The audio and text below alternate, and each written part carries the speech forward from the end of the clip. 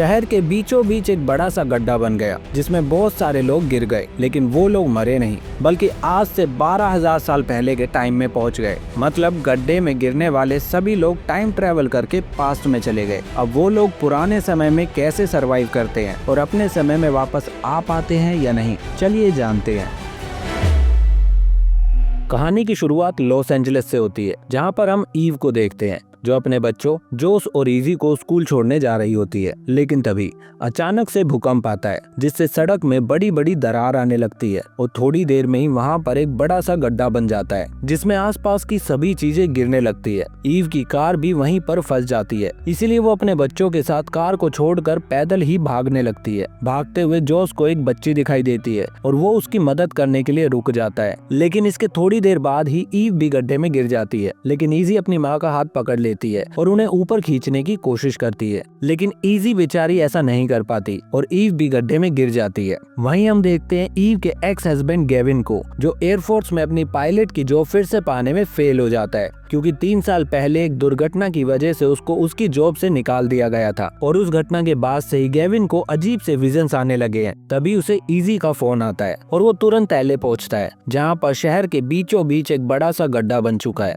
वहां पहुंचकर वो अपनी बेटी इजी से मिलता है और तभी वो दोनों देखते हैं कि उस बड़े से गड्ढे में से कुछ बड़े से पक्षी बाहर निकल रहे हैं। उन्हें देखकर गेविन बहुत हैरान होता है क्योंकि उसने इन पक्षियों को अपने विजन्स में देखा था। कुछ समय बाद ईव को होश आता है और उसे याद आता है कि वो एक हरी रोशनी में गिर रही थी। वो अपने आसपास देखती है कि अब वो किसी गांव में है और वो हरी रोशनी अभी भी आसमान में दिख रही है। वहीं पर एक पत्थर पे खून से बनी हुई एक हाथ की छाप भी होती है। फिर वो अपना फोन देखती है, लेकिन उसमें कोई भी सिग्नल नहीं आता। इसीलिए वो तुरंत उठती है और अपने बेटे जोस को ढूंढने निकल पड़ती है। इसी दौरान उसकी शादी की अंगूठी भी वहीं पर गिर जाती है। आगे चलकर उसे थोड़ी दूरी पर धुआं उठता हुआ दिखाई देता है, जिसे देखकर वो जल्दी से वहाँ पर जाती है और देखती है कि उस गड्ढे में जितने भी लोग और चीजें गिरी थी वो सब वहीं पर होते हैं और उसका बेटा जोस भी वहीं पर होता है। ईव तुरंत जाकर अपने बेटे जोस और वहाँ मौजूद बाकी लोगों से मिलती है। उनमें से एक आदमी जिसका नाम सैम होता है, वो कहता है यहाँ पर सरवाइव करने के लिए सबसे जरूरी काम है सप्लाईज इकट्ठा करना, इसलिए हम सब लोगों को अपने आसपास के एरिया में जाकर जो भी जरूरत का सामान दिखे उसे लेकर आना चाहिए। सैम की बात मानकर सब लोग अपने आसपास जाकर सप्लाईज इकट्ठा करना शुरू कर देते हैं। लेकिन तभी जोस और ईव पर अचानक से एक जंगली काला भेड़िया हमला कर देता है। वो दोनों अपनी जान बचाकर भागते हैं, लेकिन दूसरी तरफ एक और काला भेड़िया खड़ा होता है। वहाँ मौजूद सब लोग भेड़िए से अपनी जान बचाने की कोशिश करते हैं, लेकिन एक आदमी भेड़िए से लड़ने की कोशिश करता है और मारा जाता है। उधर एक और भेड़िया जोस पर हमला कर देता है, लेकिन ईव अपने बेटे को बचाने की कोशिश करती है। लेकिन तभी टाई नाम का एक आदमी उस भेड़िए को गोली मार देता है। लेकिन इस हमले में जोस जख्मी हो जाता है और उसको जख्मी देखकर सैम बताता है कि वो एक डॉक्टर है और उसकी बेटी रायले एक मेडिकल स्टूडेंट है। इसलिए वो लोग जोस को एक पुरानी बस में लेकर जाते हैं और उसके जख्म को देखते हैं। जोस के जख्मों को देखकर सैम बताता है कि उसको एंटीबायोटिक्स और सही टूल्स की जरूरत होगी। तभी ईव को याद आता है कि उसने एक एम्बुलेंस भी गड्ढे में गिरते हुए देखी थी, मतलब वो एम्बुलेंस भी यहीं कहीं पर होनी चाहिए। इसलिए वो लोग एक टीम बनाकर उसे ढूंढने निकल जाते हैं। इसी दौरान एलए में डिपार्टमेंट ऑफ होमलैंड सिक्योरिटी से सोफिया मीडिया को बताती है कि वो लोग गड्ढे में कोई रेस्क्यू टीम नहीं भेजेंगे, वो सिर्फ एक मिलिट्री ड्रोन को सर्वे के लिए भेजेंगे। उसी समय गेविन को फिर से एक विजन आता है, लेकिन इस बार वो अपने विजन में ईव और जोस को क्लियरली देख पाता है, जिससे उसे समझ आता है कि इतने सालों से जो उसे दिखाई दे रहा था वो 12,000 साल पहले की दुनिया थी, जहां पर गड्ढे में गिरने वाले सभी लोग अभी फंसे हुए हैं। इसके बाद हम देखते हैं कि सोफिया और एजेंट मार्कमैन मिलिट्री टेंट में ड्रोन ऑपरेशन को देखने जाते हैं, जहां पर वो देखते हैं कि ड्रोन जैसे ही उस हरी रोशनी तक पहुंचता है उसका सिग्नल चला जाता है। तभी सोफिया को याद आता है कि आज से 3 साल पहले भी डेजर्ट में ऐसी ही हरी रोशनी देखी गई थी। अब उसी समय गेविन को एक और विजन दिखाई देता है, जिसमें वो ड्रोन को गड्ढे में क्रैश होते हुए देखता है। इसीलिए वो तुरंत सोफिया और मार्कमैन के पास जाता है और उन्हें ये सब बातें बताता है। वो उन्हें ड्रोन का नाम भी बताता है ताकि वो लोग उसकी बातों पर विश्वास कर सके, लेकिन फिर भी कोई भी उसकी बातों पर विश्वास नहीं करता। इसके बाद गेविन अपने घर वापस आ जाता है और एक फोटो देखता है जिसमें वो और ईव उसी पत्थर के सामने खड़े होते हैं जो उसको विजन में दिखाई दिया था। इसके बाद वो उसी जगह पर जाता है और जैसे ही मिट्टी को थोड़ा खोदता है तो उसे वहाँ पर ईव की शादी की अंगूठी मिलती है, जिसे लेकर वो इजी के पास जाता है और उसे दिखाता है ताकि एटलीस्ट उसकी बेटी को उसकी बातों पर यकीन हो जाए। इसी दौरान सोफिया को एक रिपोर्ट मिलती है जिसमें बताया जाता है कि जो पक्षी उस गड्ढे से निकले हैं वो तो बहुत सालों पहले धरती से खत्म हो चुके हैं। इसके कुछ समय बाद एक डॉक्टर टीवी पर इंटरव्यू में कहता है, इस गड्ढे से निकलने वाले पक्षी हमारी सिविलाइजेशन से भी पहले के हैं। टीवी पर उस डॉक्टर का इंटरव्यू देखकर गेविन तुरंत उससे मिलने जाता है और उसको ईव की अंगूठी देकर कहता है, डॉक्टर क्या आप इस अंगूठी को टेस्ट करके बता सकते हैं कि ये कितनी पुरानी है। वहीं पर उस गड्ढे के अंदर की दुनिया में ऑफिसर मैरी बेथ को एक फ्लेयर गन मिलती है और वो उसे चला देती है, जिससे एक साइलिस नाम का बूढ़ा आदमी उसे देख लेता है। वहीं ईव और सैम जंगल को पार कर रहे होते हैं और तभी उन्हें वहाँ पर टाई मिलता है जो मरने की कोशिश कर रहा होता है, लेकिन ईव उसे जाकर समझाती है और मरने से रोक देती है। खैर, जैसे ईव के समझाने पर टाई ने अपने मरने का इरादा बदल लिया, वैसे ही आप लोग मेरे समझाने पर एक बार मेरे चैनल को सब्सक्राइब कर लो ताकि आप लोगों के लिए मैं ऐसी ही मजेदार वीडियोस बनाता रहूं। इसके बाद टाई ईव को बताता है कि उसे याद है कि एम्बुलेंस कहाँ हो सकती है। ये सुनकर वो तीनों तुरंत एम्बुलेंस को ढूंढने निकल पड़ते हैं। रात होने तक वो एम्बुलेंस को ढूंढ भी लेते हैं और उन्हें वहाँ पर एंटीबायोटिक्स भी मिल जाती है। तभी ईव पहाड़ियों की तरफ देखती है और उसे रियलाइज होता है कि वो जगह एलए के आउटस्कर्ट जैसी दिख रही है। तभी अचानक से उनके सामने एक सेबर टूथ टाइगर आ जाता है। टाई तुरंत एक्शन में आता है और उस टाइगर को गोली मार देता है, लेकिन तभी वो देखता है कि वहाँ पर एक और टाइगर है जो उन पर हमला कर देता है। वो तीनों अपनी जान बचाकर वहाँ से भागते हैं और एक पहाड़ी के नीचे छुप जाते हैं। फिर कुछ देर बाद जब उन्हें लगता है कि टाइगर चला गया तो वो लोग वहाँ से बाहर आते हैं, लेकिन टाइगर वहीं पर उनका इंतजार कर रहा होता है और वो फिर से उसके पीछे पड़ जाता है। टाइगर से बच के भागते हुए सैम पहाड़ी से गिर जाता है, जिससे उसे बहुत चोट आती है। वहीं टाई और ईव भी अपनी जान बचाकर भागते रहते हैं और टाइगर उनके जस्ट पीछे होता है। फिर जैसे ही वो टाइगर उनको मारने वाला होता है, वो अचानक से एक गड्ढे में गिर जाता है। दरअसल वो गड्ढा एक ट्रैप होता है जो किसी इंसान ने जानवर को पकड़ने के लिए बनाया होता है। इसका मतलब है कि वहाँ पर और भी इंसान मौजूद है। इन सब के बाद ईव और टाई सैम के पास जाते हैं और देखते हैं कि उसकी कमर में बहुत चोट आई होती है,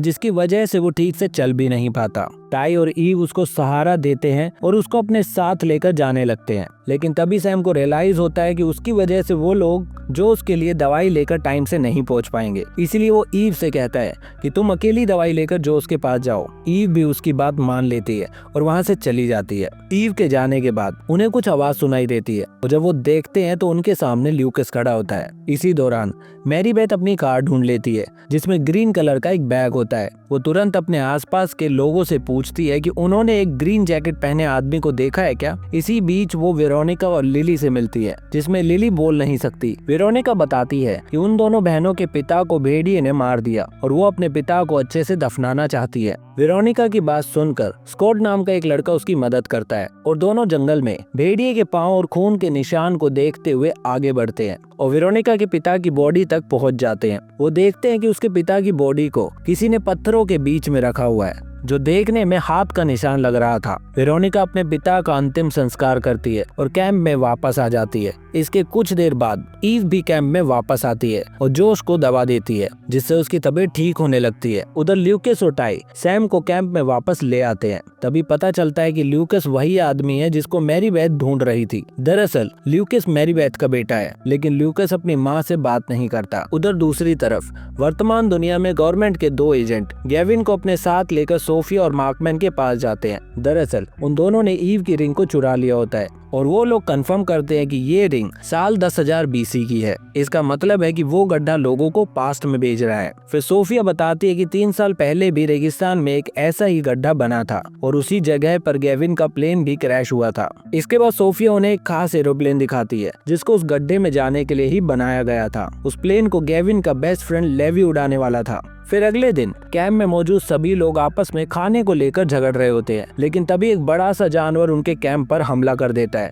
जिसे देखकर सब लोग अपनी जान बचाकर यहाँ वहाँ भागने लगते हैं और छुप जाते हैं। और इसी समय वो बड़ा सा जानवर कैंप में रखा सारा खाना खा जाता है और वहाँ से चला जाता है। उस जानवर को देखकर स्कॉट, जो कि एक एंथ्रोपोलॉजिस्ट है, वो बताता है कि ये जानवर तो साल 10,000 BC का है। इसका मतलब है कि वो लोग अपने समय से 10-12 हजार साल पीछे आ गए हैं। स्कॉट की बात सुनकर ईव भी उसकी बात से एग्री करती है और सबको कहती है अब उन्हें अपना खाना खुद ढूंढना चाहिए। लेकिन ल्यूकस इस बात पर यकीन नहीं करता और जंगल में वहाँ से बाहर निकलने का रास्ता ढूंढने निकल जाता है। ल्यूकस के पीछे पीछे उसकी माँ मैरी बेथ भी उसको ढूंढने निकल जाती है और थोड़ी दूर जाने के बाद वो देखती है कि वहाँ पर किसी ने जाल बिछाया हुआ है। ये जाल उन्होंने पहले भी देखा था, जिसमें एक शेर फंस गया था। इसका मतलब ये है कि वो लोग वहाँ पर अकेले नहीं थे, कोई और भी था जो ये जाल बिछा रहा था। उधर कैंप में सैम अपनी बेटी राइले को बताता है कि वो अपने पैरों को महसूस नहीं कर पा रहा। वो राइले से कहता है कि उसको उसकी स्पाइन में इंजेक्शन लगाना पड़ेगा।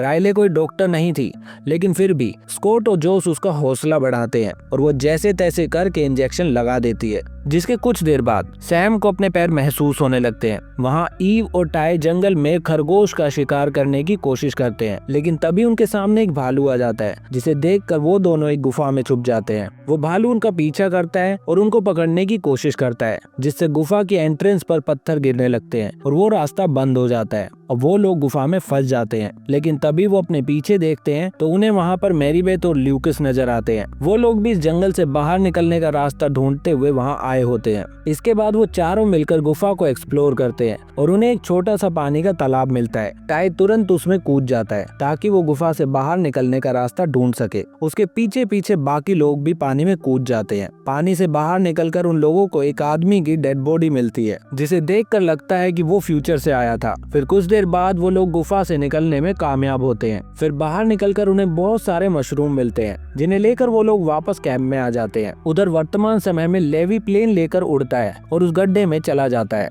फिर जैसे ही वो ग्रीन लाइट के पास पहुंचता है तो उसके प्लेन का इंजन फेल हो जाता है और उसका कॉन्टेक्ट टूट जाता है, जिससे सब लोगों को लगता है कि लेवी भी मारा गया। लेकिन लेवी ग्रीन लाइट से निकलकर पुराने समय में चला जाता है और पैराशूट की मदद से अपनी जान भी बचा लेता है। उधर कैंप में मौजूद लोगों को ग्रीन लाइट फिर से दिखाई देती है और उन्हें उसमें लेवी का प्लेन क्रैश होते हुए भी दिखाई देता है। ये देखकर सब लोग मिलकर एक टीम बनाते हैं और प्लेन को ढूंढने निकल जाते हैं। वहाँ पहुंचकर वो लोग लेवी से मिलते हैं, जो अपने रेडार से प्लेन का सिग्नल ट्रैक करता है। फिर सब लोग लेवी के साथ प्लेन की दिशा में आगे बढ़ने लगते हैं, क्योंकि उस प्लेन की मदद से ही वो लोग अपने समय में वापस जा सकते थे। रास्ते में उन लोगों को एक नदी को पार करना होता है, जिसमें अचानक से एक बड़ा सा सांप राइले पर हमला करता है, लेकिन लेवी अपनी गन से फायर करके उस सांप को मार देता है और राइले को बचा लेता है। फिर काफी चलने के बाद वो लोग प्लेन तक पहुंच जाते हैं, लेकिन वो प्लेन फिर से उड़ने की हालत में नहीं होता। लेवी देखता है कि वो उसको ठीक कर सकता है, लेकिन उसके पास उसको ठीक करने के लिए जरूरत का सामान नहीं है। इसीलिए वो लोग प्लेन में से सारी जरूरत का सामान निकाल लेते हैं। लेकिन जाने से पहले लेवी देखता है कि उसके प्लेन में तकरीबन 4 किलोमीटर दूर एक सिग्नल आ रहा होता है, जिसे देखकर वो लोग सिग्नल के पास जाने का फैसला करते हैं। फिर चलते हुए रात हो जाती है और वो लोग एक जगह पर रुककर खाना खाते हैं। फिर लेवी ईव को उसकी रिंग देता है और उसको बताता है कि उसका पति गेविन पागल नहीं है, उसके विजन सच थे। वहीं वर्तमान समय में एक और भूकंप एले को हिला कर रख देता है। गेविन को फिर से विजन्स आते हैं, जिसमें उसको ईव और लेवी दिखाई देते हैं। वो तुरंत इस बात को बताने मार्कमैन के पास उसके ऑफिस में जाता है, जहां पर उसको एक फाइल मिलती है जिसमें सोफिया और डॉक्टर रेबेका की एक साथ फोटो होती है, जिसमें लिखा होता है कि 4th इवेंट, मतलब ये पोर्टल पहले भी खुल चुके हैं और सरकार उन्हें लोगों से छुपा रही होती है। फिर मार्कमैन गेविन को बताता है कि अब सरकार कोई भी रेस्क्यू मिशन नहीं करेगी। मार्कमैन की ये बात सुनकर गेविन बहुत निराश होता है और फाइल को चुरा कर वहाँ से चला जाता है। फिर वो इजी के साथ डॉक्टर रेबेका के पास पहुँचता है, जहाँ पर उसको सोफिया भी मिलती है। वो गेविन को बताती है कि उनके पास एक और प्लेन है जो पोर्टल में जाने के लिए बनाया गया था। वो ये भी बताती है कि जब डेजर्ट में वो पोर्टल बना था तब साइंटिस्ट की एक टीम उसको एक्सप्लोर करने पोर्टल में गई थी, लेकिन वापस आते हुए वो ग्रीन लाइट गायब हो गई और वो लोग पास्ट में ही फंस गए। साइंटिस्ट की उस टीम में सोफिया का फियांसे डियाना भी था। फिर वो लोग फिर से पोर्टल में जाने का फैसला करते हैं और गेविन प्लेन उड़ाने के लिए मान भी जाता है और रेबेका भी उसके साथ जाने का फैसला करती है। उधर कैंप में लिली और वेरोनिका में झगड़ा हो जाता है और वेरोनिका लिली को थप्पड़ मार देती है। लिली गुस्से में जंगल में भाग जाती है, जहाँ पर उसको एक डेड बॉडी दिखाई देती है, जिसे देखकर लिली जोर से चिल्लाती है और उसकी आवाज सुनकर कैंप में मौजूद सभी लोग उसकी तरफ भागते हैं और देखते हैं कि वो मरा हुआ आदमी उन्हीं के कैंप का एक मेंबर होता है। सैम उस मरे हुए आदमी को देखता है और बहुत हैरान होता है क्योंकि उस आदमी की मौत करंट लगने से होती है, जबकि वहाँ पर करंट होने का कोई सवाल ही नहीं बनता। इसके बाद टाई, जो कि एक साइकियाट्रिस्ट है, वो लिली से बात करता है। शुरू में लिली सिर्फ सर हिलाकर जवाब देती है, लेकिन फिर वो जोर से बोलती है कि उसने एक बूढ़े आदमी को देखा था जिसके पीठ पर एक हाथ का निशान बना हुआ था। इससे पहले कि वो कुछ और बता पाती, वेरोनिका उसे वहाँ से ले जाती है। वहीं वो बूढ़ा आदमी जिसका नाम साइलस है, छुपकर उन्हें देख रहा होता है। उधर लेवी और बाकी लोग प्लेन से मिले सिग्नल का पीछा करते हुए एक गांव में पहुंच जाते हैं, जिसे देखकर वो सब लोग बहुत हैरान होते हैं। फिर वो सब लोग अलग अलग होकर पूरे एरिया को एक्सप्लोर करते हैं। उस गांव में एक टेम्पल भी होता है जिसमें हाथ का निशान बना होता है, बिल्कुल वैसा ही जैसा उस बूढ़े आदमी साइलस की पीठ पर बना था। ईव वो लेवी टेम्पल के अंदर जाते हैं, जहाँ पर उन्हें एक और आदमी की डेड बॉडी दिखाई देती है, जिसे पत्थर के बनाए हुए एक हाथ के निशान के अंदर रखा होता है। तभी लेवी बताता है कि उसे यहाँ आने से पहले एक और मिशन दिया गया था, जिसमें उसको उन्हीं साइंटिस्ट को ढूंढना था जो 3 साल पहले गायब हुए थे। फिर वो एक फोटो निकालता है जिससे पता चलता है कि ये बॉडी उन्हीं में से एक साइंटिस्ट की है। फिर लेवी उस बॉडी के पास से रेडियो उठाता है और ईव के साथ वहाँ से तुरंत निकलता है, क्योंकि ज्यादा देर वहाँ पर रुकने से उनको खतरा हो सकता है। तभी ल्यूकस और स्कॉट पर गांव का एक आदमी हमला कर देता है और उन दोनों को पकड़कर बांध देता है। इसी दौरान जोस और राइले को एक सीक्रेट दरवाजा मिलता है, जहाँ से वो लोग सीधा गाँव से बाहर निकल जाते हैं। उनके बाहर निकलते ही वो दरवाजा अपने आप बंद हो जाता है और उनके सामने कुछ गाँव के लोग खड़े होते हैं जो उन दोनों पर हमला करना शुरू कर देते हैं। जोस और राइले तुरंत अपनी जान बचाकर वहां से भागते हैं। उधर लेवी और ईव भी अपनी जान बचाकर एक घर के अंदर चले जाते हैं, जिस घर में कुछ बच्चे बैठे होते हैं। उन्हीं में से एक बच्चा लेवी और ईव से बात करता है और उन्हें बताता है कि उसका दादा साइलस कहता है कि आसमान से आए लोगों से दूर रहना है, वो लोग खतरनाक होते हैं। उस बच्चे की बात सुनकर ईव उसे समझाती है कि वो लोग खतरनाक नहीं होते। ईव से बात करके वो बच्चा उन्हें गाँव से बाहर निकालने का रास्ता बताता है। वहीं दूसरी तरफ ल्यूकस और स्कॉट होश में आ जाते हैं और खुद को रस्सी में बंधा हुआ पाते हैं, लेकिन ल्यूकस के पास लाइटर होता है, जिसकी मदद से वो लोग रस्सी को जलाकर वहां से भाग जाते हैं। उधर जोस और राइले गांव वालों को चकमा देकर वापस गांव के अंदर आ जाते हैं, जहां पर वो सब लोग आपस में मिल जाते हैं और वो बच्चा उन्हें गाँव से बाहर निकलने का एक रास्ता दिखा देता है। वो सब लोग एक एक करके बाहर जाने लगते हैं, लेकिन तभी साइलस बाकी गांव वालों के साथ उन लोगों पर निशाना लगाकर खड़ा हो जाता है, लेकिन उनकी लीडर पारा उन्हें हमला करने से मना कर देती है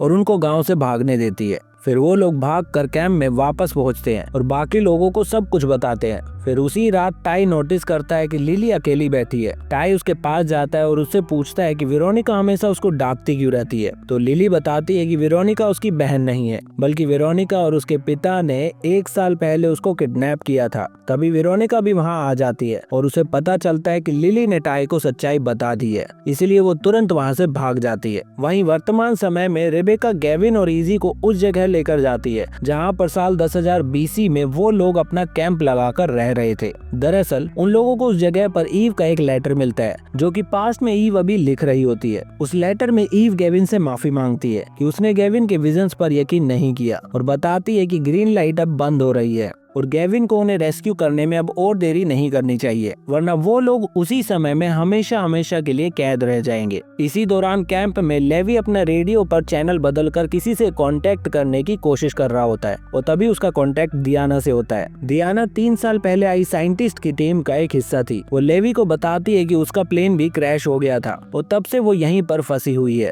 ये सुनकर लेवी सोचता है कि उसके प्लेन के पार्ट से वो अपने प्लेन को ठीक कर सकता है और वो सब लोग वहाँ से निकल सकते हैं। इसीलिए वो ईव के साथ जीप में बैठकर डियाना को ढूंढने निकल जाता है। फिर अगली सुबह वो लोग एक बीच पर पहुंचते हैं, जहां पर उन्हें डियाना मिलती है। डियाना से मिलकर लेवी उसके प्लेन को चेक करता है और खुशी से देखता है कि उसके पास वो पार्ट्स हैं जो उसे अपने प्लेन को ठीक करने के लिए चाहिए होंगे। उधर वर्तमान समय में मार्कमैन डॉक्टर रेबेका की साइट पर पहुंचता है और उनको नोटिस दिखाकर काम बंद करने को कहता है, लेकिन तभी रेबेका की टीम को उस जगह पर जमीन के नीचे लेवी का प्लेन मिलता है, जो कि क्रैश हो चुका होता है और बहुत सारे लोग उसमें मरे हुए होते हैं। गेविन उस प्लेन को देखता है और समझ जाता है कि लेवी अपने मिशन में फेल हो जाएगा, इसीलिए वो तुरंत रेबेका के प्लेन की तरफ भागता है ताकि वो खुद जल्दी से पोर्टल में जाकर उन्हें बचा सके, लेकिन मार्कमैन उसे अरेस्ट कर लेता है। फिर कुछ देर बाद सोफिया उनके पास आती है और गेविन उसे पूछता है कि पास्ट में मैसेज भेजने का कोई तरीका है या नहीं। वहीं पास्ट में लिली देखती है कि वेरोनिका कैंप में वापस आई ही नहीं है, इसलिए वो टाई को बताती है कि वेरोनिका खुद भी एक विक्टिम है, क्योंकि उसको भी उस आदमी ने किडनैप किया था,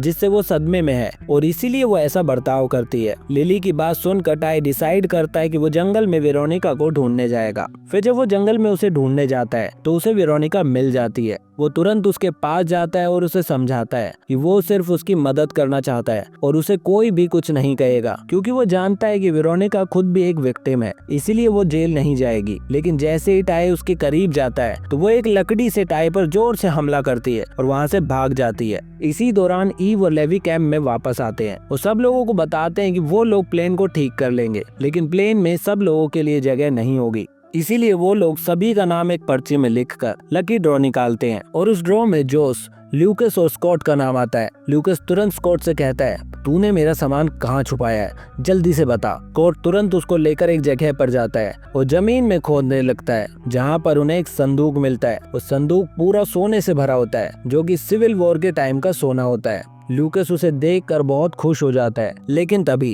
कैंप में सभी लोग आसमान में देखने लगते हैं, क्योंकि आसमान में ग्रीन लाइट में से कोई चीज निकलकर उनसे कुछ ही दूरी पर गिरती है। फिर वो सब लोग वहां जाकर देखते हैं तो उन्हें एक मिलिट्री ड्रोन मिलता है, जिसमें गेविन का एक वीडियो मैसेज होता है। वो उन्हें वार्न करता है कि उनका प्लेन क्रैश हो जाएगा, इसीलिए उन्हें प्लेन से वापस आने की कोशिश नहीं करनी चाहिए। वो वादा करता है कि वो अपने प्लेन से उन्हें जल्दी से रेस्क्यू करने आएगा। अब गेविन का वीडियो मैसेज देखकर कैंप के बाकी लोग उस पर यकीन नहीं करते और घर वापस जाने के लिए डेस्परेट होते हैं, इसीलिए वो लोग प्लेन से वापस जाने का फैसला करते हैं। लेकिन मैरीबेथ और ईव गेविन की बातों पर यकीन करती है और वो अपने बच्चों को बचाने के लिए लेवी और डियाना पर बंदूक तान देती है, ताकि वो लोग प्लेन को ना उड़ाए और सबकी जान बच सके। लेकिन गन देखकर डियाना का ट्रॉमा ट्रिगर हो जाता है और वो सीधा गोली चला देती है, जो कि प्लेन के फ्यूल टैंक में जाकर लगती है। मैरीबेथ भी सेल्फ डिफेंस करते हुए जवाब में गोली चलाती है, जो कि सीधा डियाना को लगती है। डियाना को घायल देखकर लेवी तुरंत उसको कैंप में लेकर जाता है और बाकी सभी लोग मिलकर उसे बचाने की कोशिश करते हैं,